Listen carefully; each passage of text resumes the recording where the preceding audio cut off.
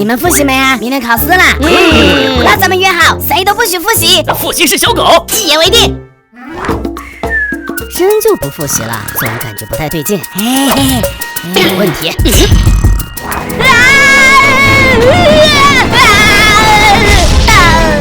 学而不思则罔。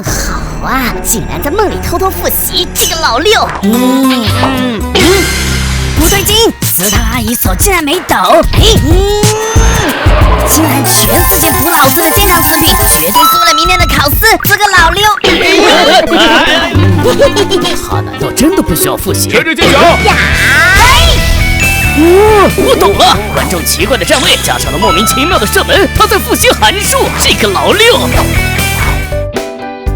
昨天都没复习吧？绝对没有。都说了，复习是小狗。开始考试。我通宵补完了整个初中的课程，想赢我做梦。鸡仔追随666。我被封印了10年的智障回来了，是我赢了，是吗？知道我为了考试吃了多少苦吗？1000减7等于几？993。全文背诵出师表，先帝创业未半。可惜呀，螳螂捕蝉，黄雀在后。